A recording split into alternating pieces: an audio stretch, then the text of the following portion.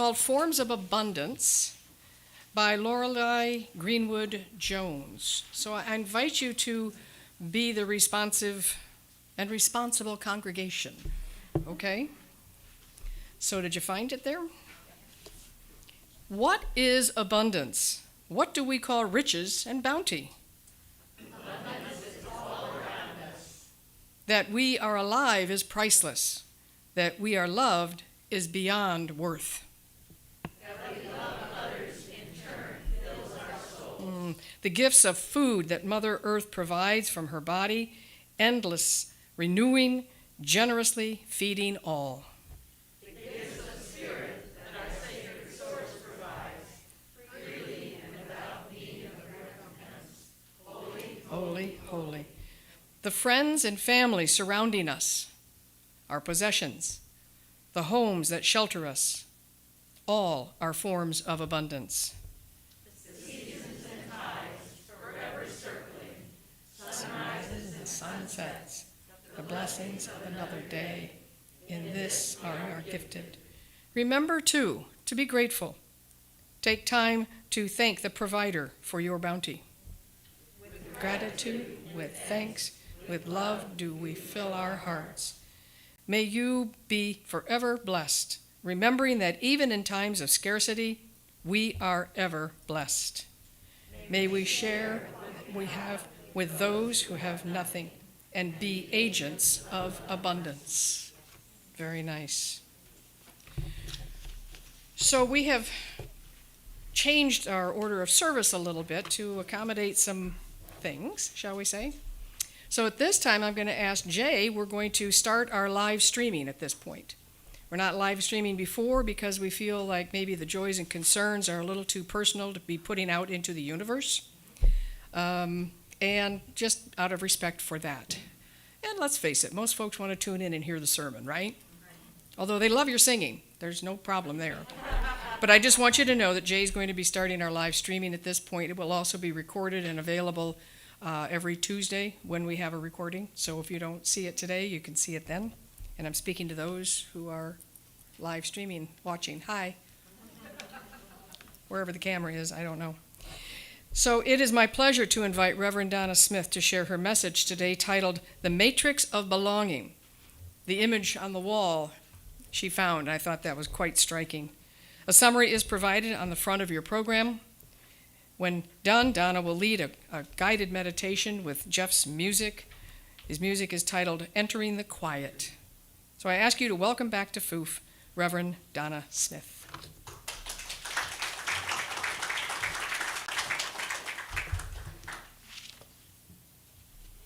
Thank you, everyone. Whoa. Can I move this? Yeah. Do you want to stand up there? Don't you? Jay said I need to stand up here. Then, I feel so tall. Well, you are tall in stature, tall in everything. I've never felt tall before. You're a big girl. I am. I'm a big girl. However, I have to confess I have sinned. I am wearing white after Labor Day. But I don't go by the rules anyway. So anyway, good morning to everyone. It's good to be back. The elk were holding their roadside services this morning, so we got to see them. Yeah, not all of them, but quite a few. So that was really nice. And Lois came with me this morning, so we had a good trip over. So we're just really happy to be here with you. So I was thinking about the matrix of belonging, and I came up with this, independent of the fact that you've used it on something too. Yeah, your open house. I thought, oh, how great minds think alike, don't they? So we do belong to a matrix of life, and it is so intertwined that there is no beginning and there is no end. I have a hard time wrapping my mind around that concept, but I accept it. It seems right, doesn't it? And I want to remind us that the word universe, uni, one, verse, song, one song. And we're all little notes in that song. That's how important we are.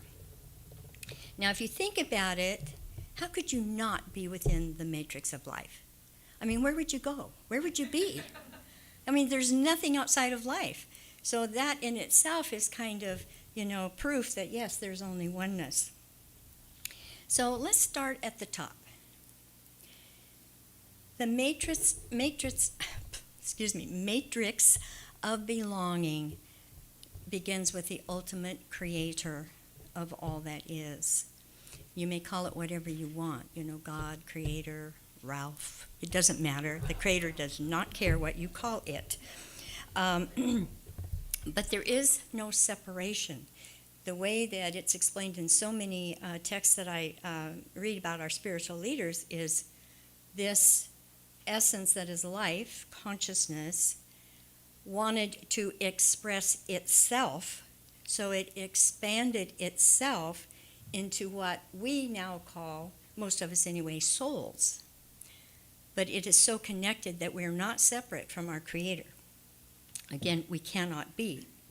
So we have the same attributes as our Creator. Because if it is expanding itself, how could it be otherwise? These are the things that we kind of have forgotten and we need to remember. Because we are powerful consciousness. We are the soul, the expression of God with that power. And, we kind of have been taught in the opposite for so long that we have a hard time accepting this power and this divinity that we are. And once we do that, your life changes. You have a different life.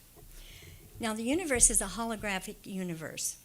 And that means, well, as Eric Butterworth, who is a unity minister, he's since gone from the earth, but he defined it as God is present in its entirety at every point in space. So, Catherine is God. Karen is God. Every one of you is God in its totality. And, if you think about it, again, it can't be anything else. It has to be that oneness. When I was a child, and you may have experienced this also, they had these holographic, I think they were bookmarks mostly. I had one of Jesus. When you cut that thing up, every piece showed the whole hologram. And that's what a holographic universe is. So by definition, then we are all the universe. Do you remember, what's her name?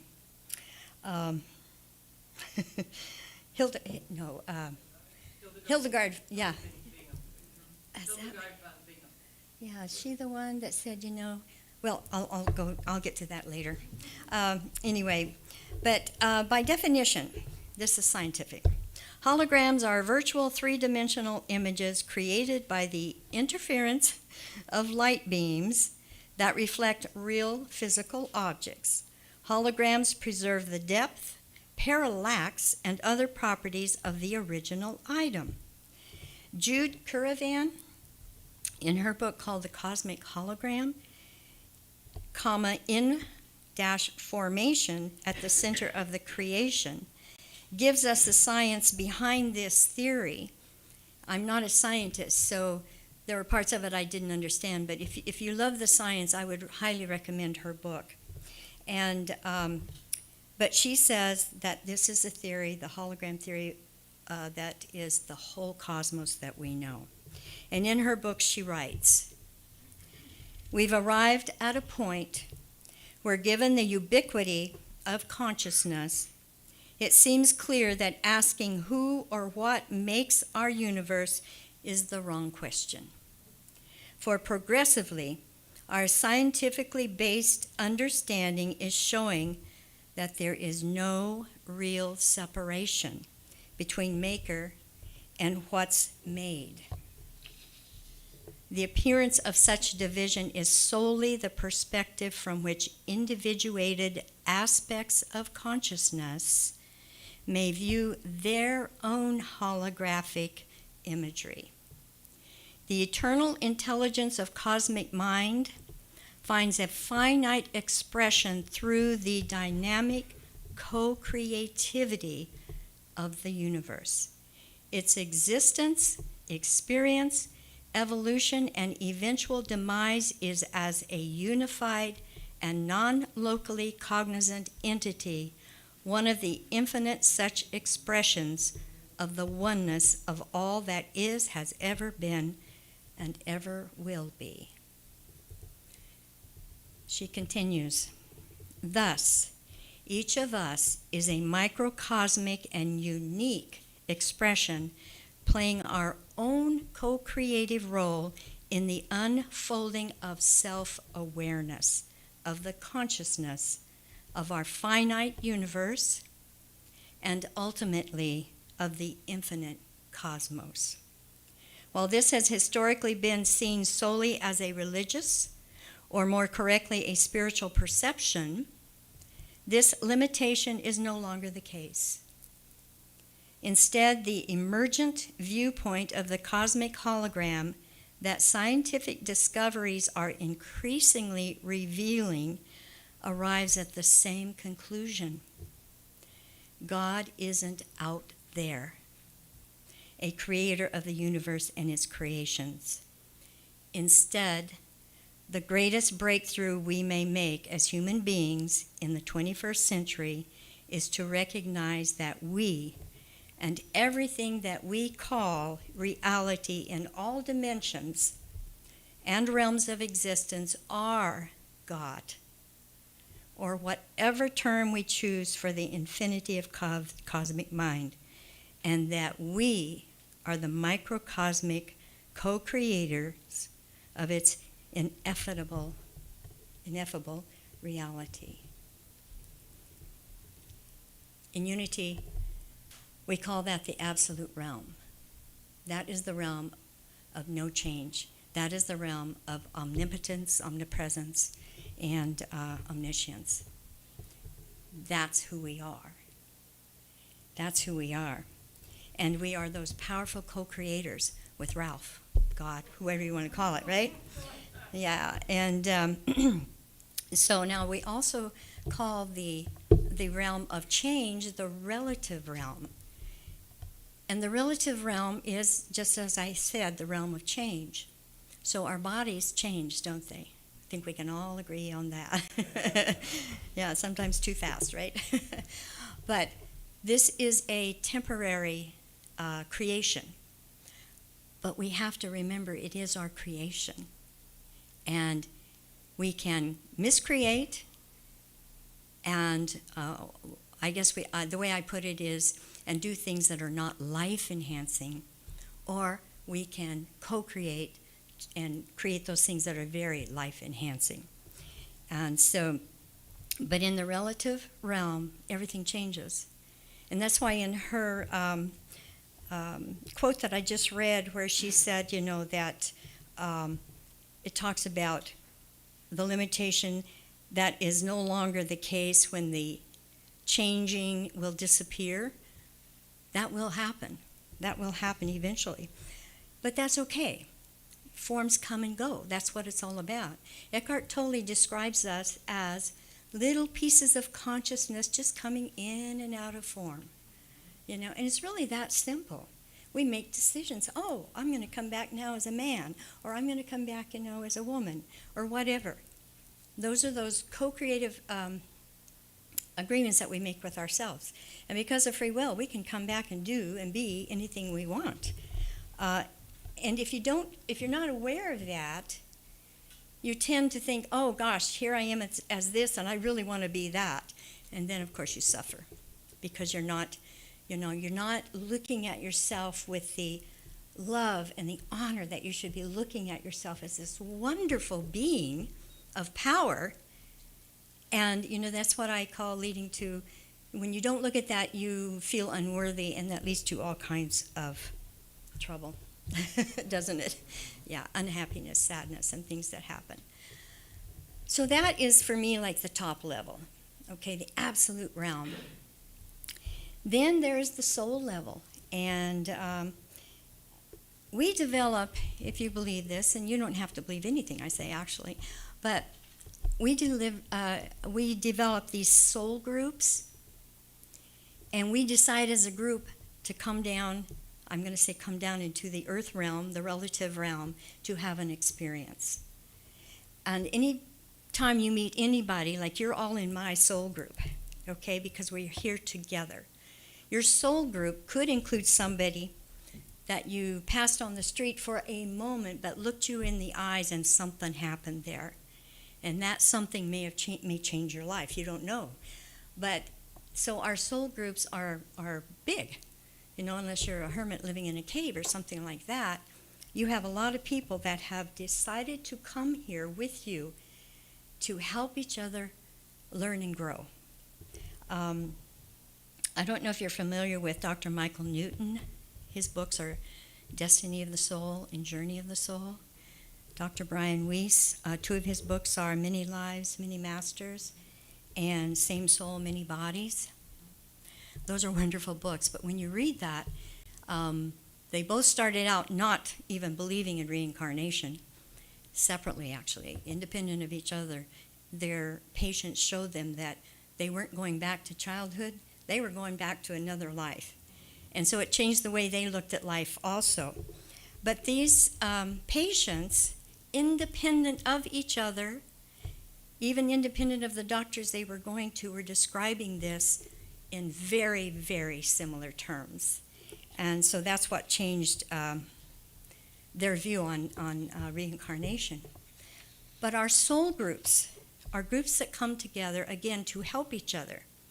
And we do that by coming through many times in different ways. I mean, you could have been, you know, male or female, or in the last one, you come together with the same group, and could have been your mother, your father before, sister. I mean, we make these decisions at the soul level to help each other learn and grow.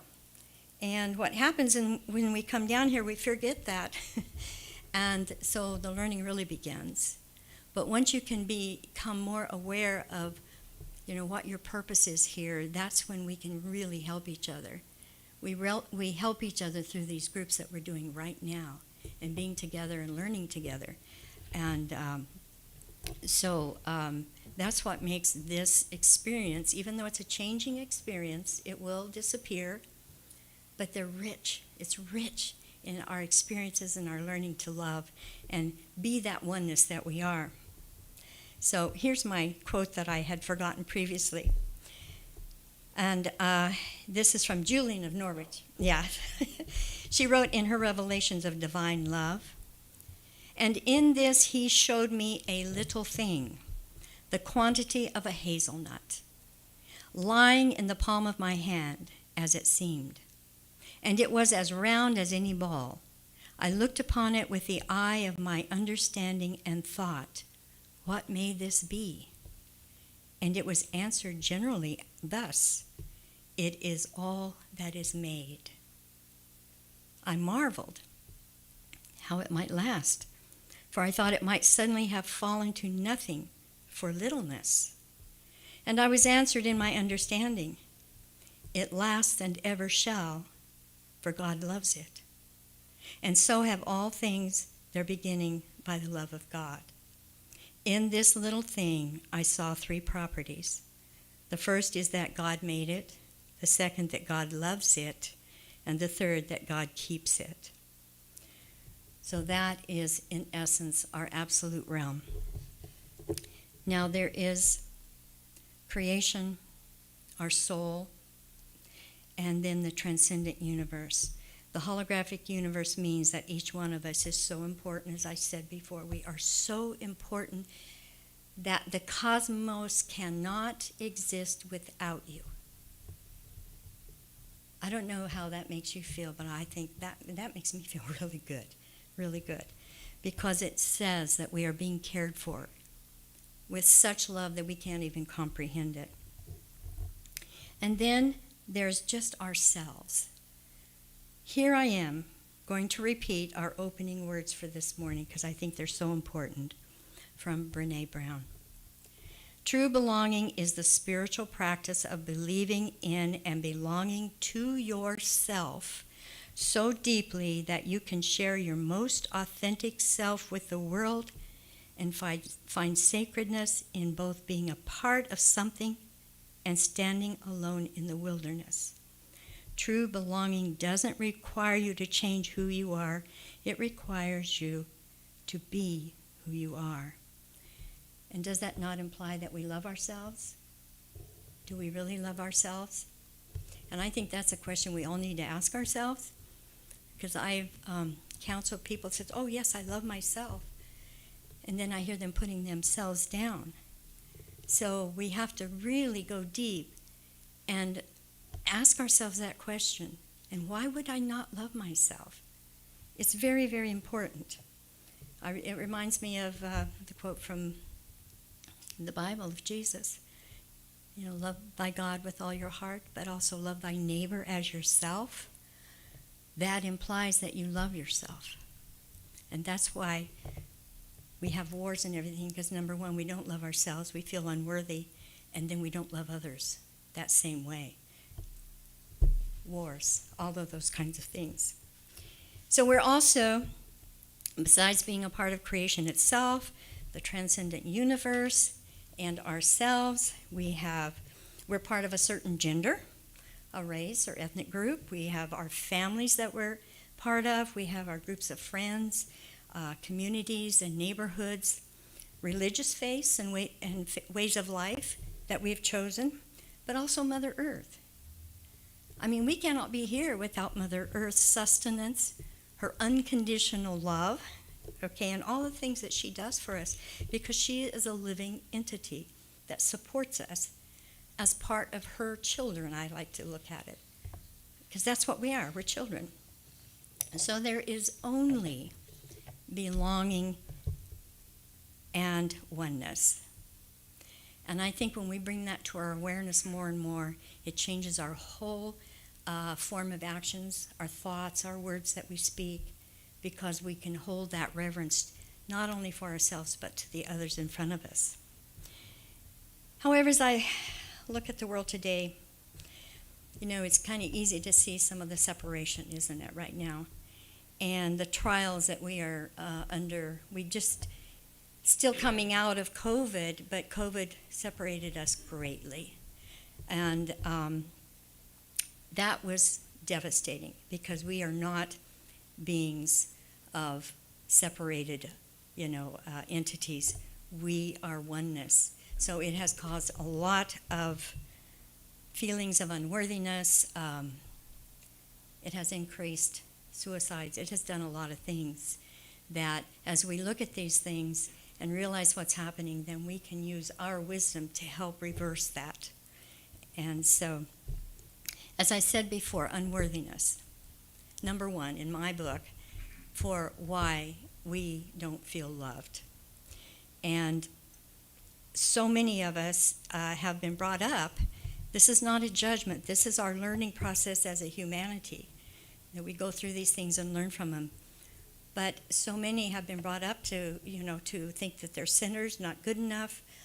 You can't do that. You're too old. You're too fat. You're too young. I mean, it goes on and on and on. And so we can't help but feel unworthy. And, this ego that we have when we come into this relative realm is the thought of separation. That's what the ego is, by definition. And so when you are aligned with your ego, you are going to feel those feelings of unworthiness, because that's how it operates. It doesn't want you to feel love, because then it loses its power over you. Okay? And when you start loving yourself, your ego kind of just sits in the background. It doesn't really go away, but it sits in the background instead of the foreground. Unworthiness is the reason for many of the suicides. Suicide is the 12th leading cause of death in the United States. There are 130 suicides every day. The suicide rate in our children is rising. Our children are being neglected and left to fend for themselves.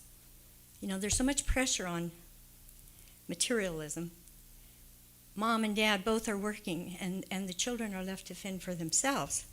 And many of our children, because they don't feel belonging, they go to gangs, they go to these groups, that give them a temporary sense of belongingness. Even if the gangs don't even treat them that well, they feel like they're part of something. And we know what happens then. So this belonging is very, very important to our children. There's another thing that's happening, and that's the meism, I call it. And that's when we lose the knowing that we are part of this absolute realm. And we tend to focus on the physical, the relative realm. And that's where we give our devotion to. And we believe in survival and competition instead of sharing and cooperation. Everyone is against you, and you cannot trust or feel safe with anyone around you, or just a few. And that's what happens.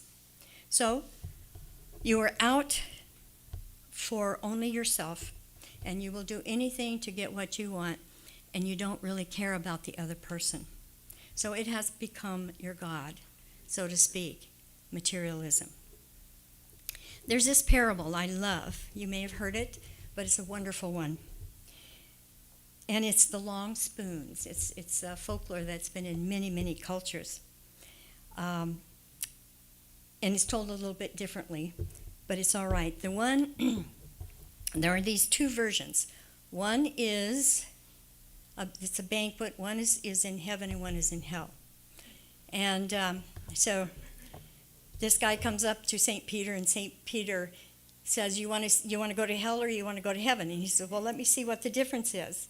So he says, okay, this is the door to hell. So he opens up the door. Here's this long, long banquet table just filled with this wonderful, wonderful food, this nutrition. And all the people around it are just emaciated. And they have in their hand these really long spoons. They can't get the food and get it to their mouth because the spoons are too long. He says, whoa. He says, let me see the other one. So he goes over, opens the door to heaven. Same thing, this big, long table with all this luscious food. All the people around it are just healthy and robust, and they're just having a great time. He says, what's the difference? Because they're feeding each other. They take the long spoons and they feed each other. And I love that, because this is what we need to change our awareness to, is the fact that we have to care for each other. It's very, very important. Now,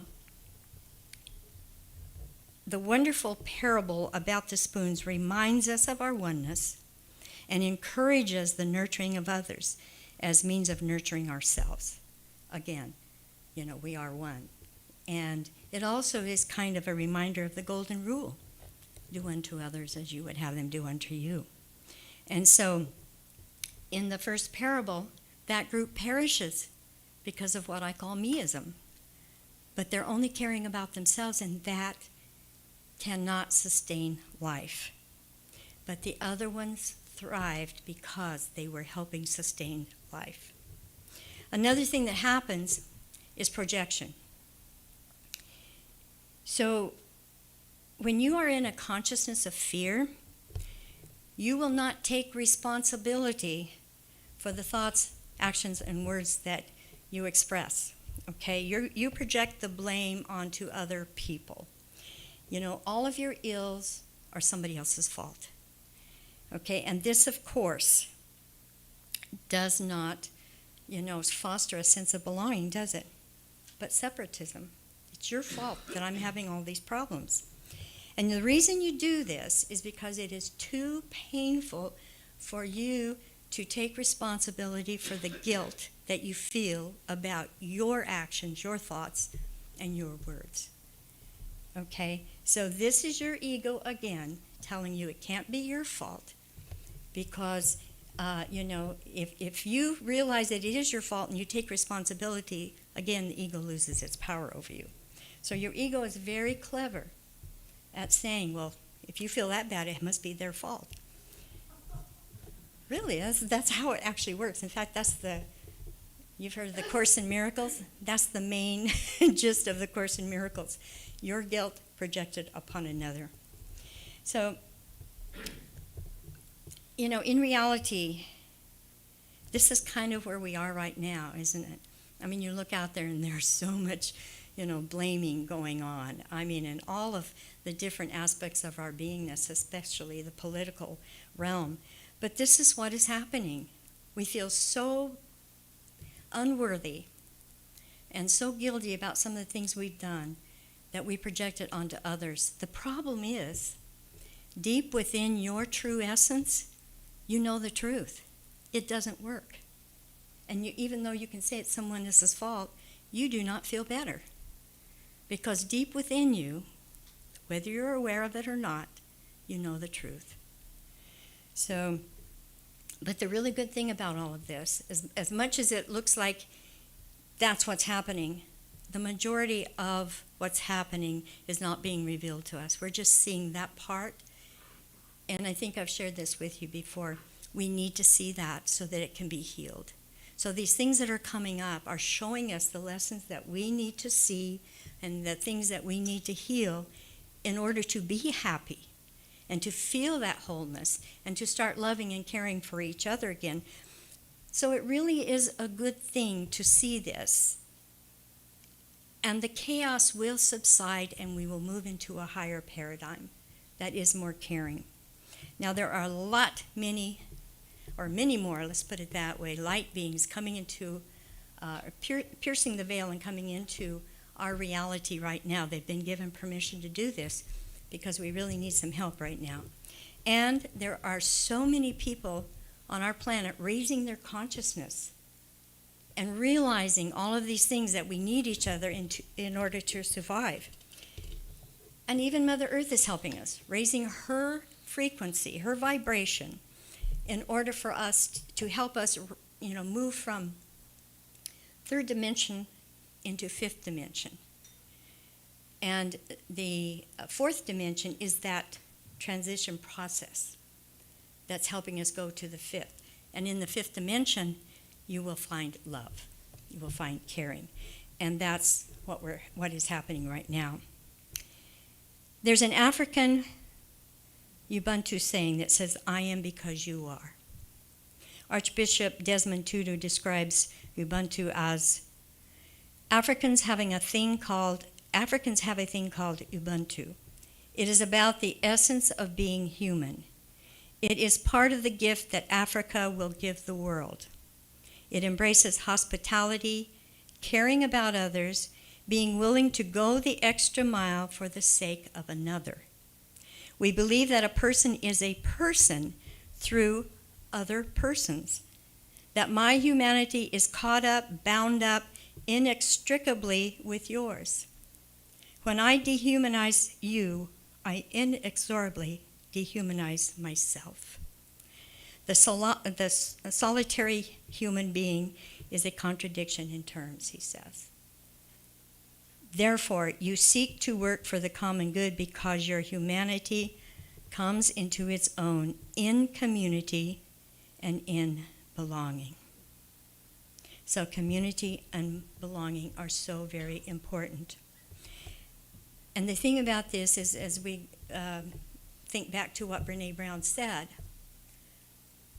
when you can be so caring for all of those outside of you because you know they are you and you love them, what she means by standing in the wilderness alone is we understand that we are total. You don't need other people because they are already you. And so when you're looking out for love, you're looking in the wrong place because you are love. You do not seek for love because that's who you are. What you seek for is the barriers to expressing and knowing that love. That's what we need to seek for. So you can stand alone in your totality and yet be totally a part of everything else. So I love that particular quote. So there is a caveat that I have found operating in some groups, and that is the group will come together with such a focused intention opinion and whatever, that it tends to become closed. And so we need to come together in our groups, very important, but also we need to stay open and accepting of others. And as a group, realizing we can't stay static.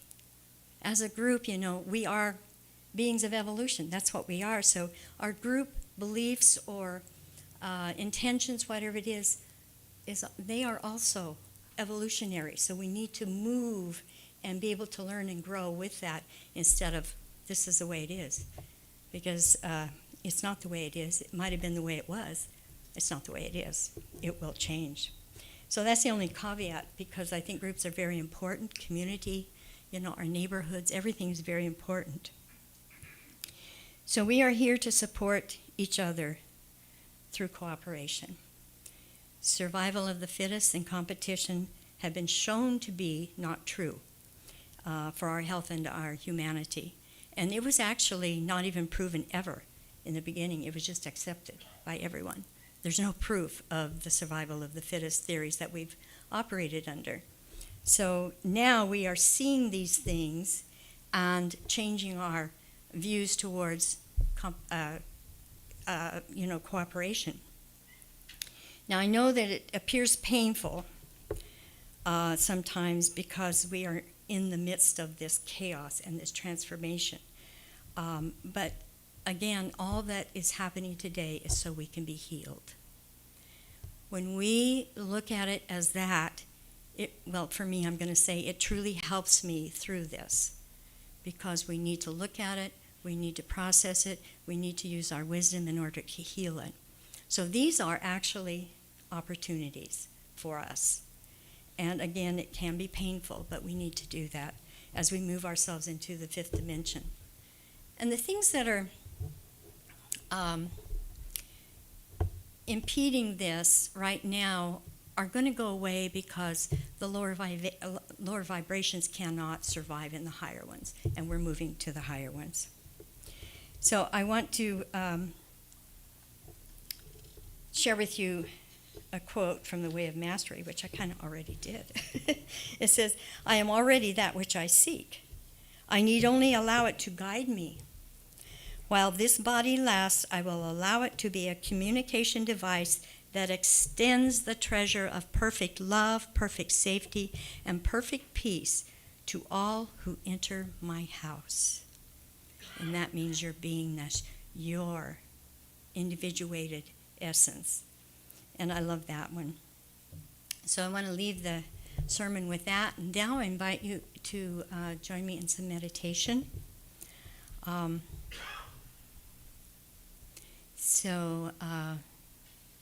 Close your eyes and get comfortable in your meditation seat, I call it. And just relax. Just take a few breaths and relax. And I want you to bring your focus to your heart. And just feel your heart for a moment. Your beautiful heart. And now think of someone or something that brings you a genuine feeling of love and appreciation or gratitude. And just breathe that in as you enjoy the power of being in coherence. You are now in coherence and balance. And your body loves that. Your spirit loves that.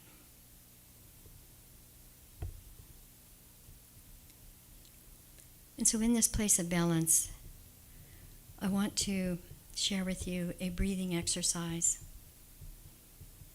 On the in-breath, I want you to envision the breath coming into your heart chakra, moving up into your throat chakra, your third eye chakra, going out your crown chakra, and into the heart of God.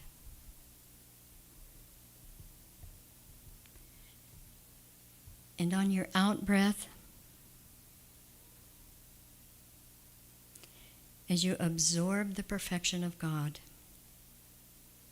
see it flowing into your crown chakra, all the way down to your heart chakra, and see it going out into the cosmos, the all that is, as you absorb and realize you are a part of that perfection and that you are sharing it with the all that is. And on the in-breath you may say, I am one with God. On the out-breath you may say, I am one with Mother Earth and all living beings. So I invite Jeff now to play some beautiful music as we go into the silence. And I'd like for you to practice that in-breath, out-breath for just a few moments.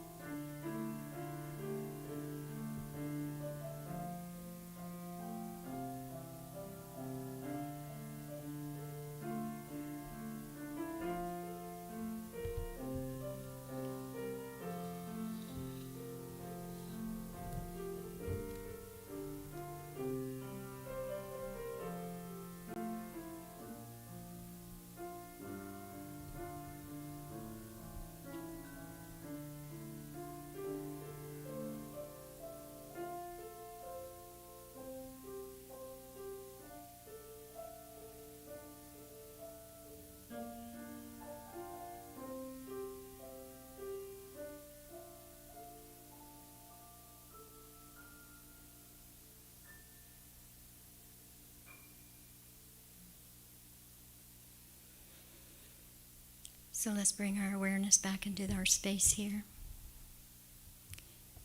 And thank you very much for being here. I would like to invite you to our Raising Consciousness class a few minutes after our service is complete. We're going to have a little bit of tuning forks. Everybody loves that. And then we're going to look at projection and forgiveness. I see some cringing, but you know, it's okay. You're going to be safe. And really, forgiveness is the key to our happiness. I have to say that. So it'll be fun. So I hope you'll join us. Thank you very much.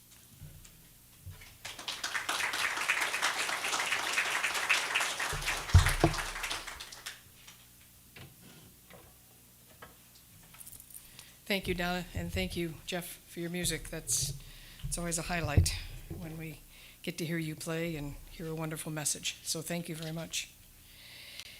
So this is the time when we're going to enter into our offertory, and while we pass the basket, we'll also do some announcements. And I wonder, Catherine, would you be, or Maya, would you be able to help on this end with the basket? And on this end, Deb, could you help? You're the best. So our offering for this month and next is Florence Habitat for Humanity. And I have to tell you, I was over there yesterday at their can and bottle drive to help raise money for them. It was just great. They're just a good group of people. And so this is our opportunity to give to Habitat for Humanity on this part of the basket with this little logo here, Florence Habitat for Humanity. And on the other side is contributions and donations to our particular fellowship, if you're so inclined. As the basket is passed among you, if you are unable to contribute, don't fret, just pass the basket with love to the next person. And as we begin, I ask that you repeat after me, divine love through me, blesses and multiplies all that I am, all that I give, all that I receive. I am prosperous now. Blessed be. So Deb, if you'll just help facilitate, and Maya going back and forth. At this time, announcements. So I know Mark had an announcement he would like to share. If anybody else has an announcement and you'd like to come forward, please do so. But I invite you to take a look at the program on the right side. We do have things posted in there. And we've got a new member orientation introduction at about 11:30 today. If we all here, we can start sooner. And we invite you to join us here in the sanctuary, and we've got some information for you. So anyone interested in learning more about Unitarian Universalism, and this particular fellowship, please join us. The fall equinox coming up, right? So that's at St. Andrew's Episcopal Church off of Spruce and 20th-ish? 19th. And we'll be walking the labyrinth there at 3:30. And then the Fog Project. So instead of hiking or kayaking this Wednesday, those who are involved in the fog will meet here at 10 o'clock, and we'll be doing the Fall Service Project. So join them. As well, Catherine, September 22nd, she's ordained. September 20. Is this September? Wow, man, this is nuts. It's almost over. So on the 22nd, Catherine will be ordained right here at FOOF. You're invited to join us at 4 p.m. And then Jeff, our own Jeff in the back playing the piano, will be here on Friday for a Starlight Cabaret. And this is something that we do several times during the year. We've got Jeff and other musicians and other entertainment that will be here, and we invite you to join us for a Starlight Cabaret coming up Friday. Doors will open at 5:30. Music will start at 6. Little intermission and conclude about 8 o'clock. And then Rayma is going to be doing game night on Saturday. Woohoo! Playing Mexican Train and all those, who knows? So come and join. And then Sunday service on the 25th will be Chaplain Jesse Ford, who's going to be visiting us. And we welcome Jesse to be with us. Last but not least, Donna will be in the library shortly after service for conversation and starting her Raising Consciousness class. So anyone else? Mark, you said you had an announcement? Come forward. And hopefully we're taping this so people at home viewing this will hear these as well.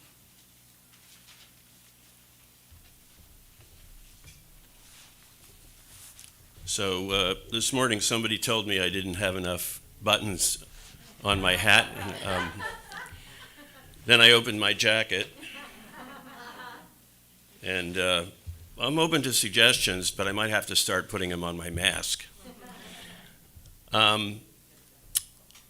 So also on Thursday, this Thursday, September 22nd, is the second installment of Building Climate Resiliency in the Coastal Communities, and this is being presented by Lane County Climate Strategy and Resilience. It's a long title. This will be inviting everyone to be there and to come after, of course, Catherine's ordination. But it's going to be at the St. Andrew's Episcopal Church, which is on 19th Street, off of Tamarack. If you took Tamarack, well, it's one block off of Spruce. You drive right into the parking lot there. And that's Thursday from 6 to 8. You're invited to participate in conversations on climate resilience planning for the coastal communities in Lane County. This meeting will be a follow-up to the first Coastal Communities meeting that was held on July 21st. This climate conversation will focus on reviewing the Lane County Climate Resilient Strategies Report and have time for discussion around what the coastal communities are experiencing. So again, that's this Thursday, September 22nd, from 6 to 8 p.m. at St. Andrews. We have people coming over from the county to run that down and get a good discussion. I'm not going to be here for a couple of weeks after that. I'm leaving on Friday, so I'm going to miss Jeff's wonderful presentation on Friday night, but I would like to encourage everyone to go hear him in my place. Be worth it. And since I'm not going to be here for 2 weeks, I will mention that I am going to be doing a concert here, a Get Out the Vote concert, right here on Sunday, October 9th. And it'll be, instead of a Starlight Cabaret, we're calling it a Fall Sunlight Matinee, because it's going to be from 2 to 4 p.m. And I'm going to do a lot of songs about different things going on. So that's Sunday, October 9th, and from 2 to 4, right here. And that's it for me. Thank you.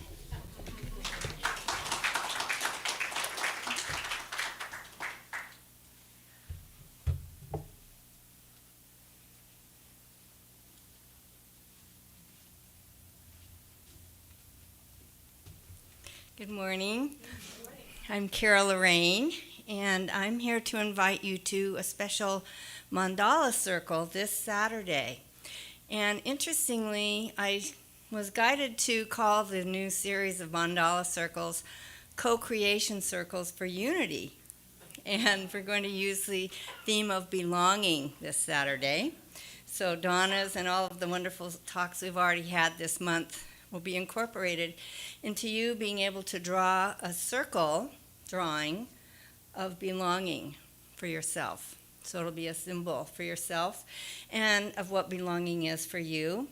You don't have to be an artist at all.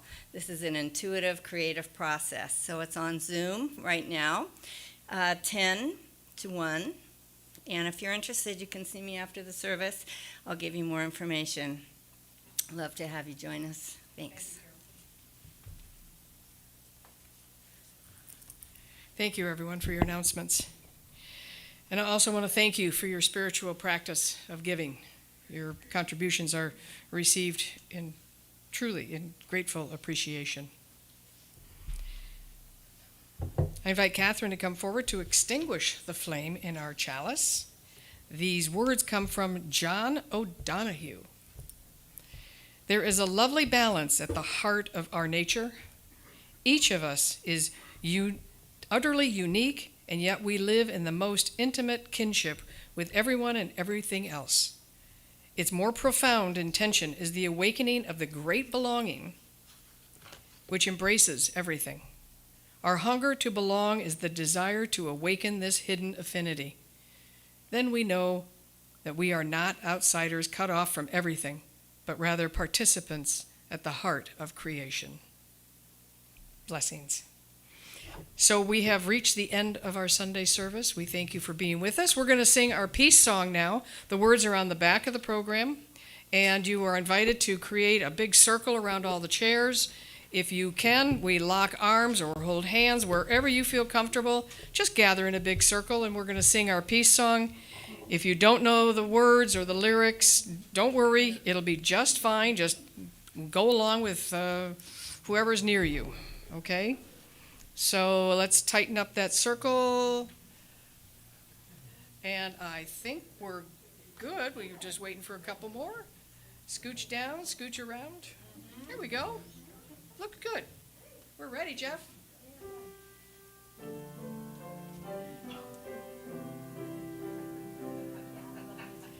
Let there be peace on earth, and let it begin with me.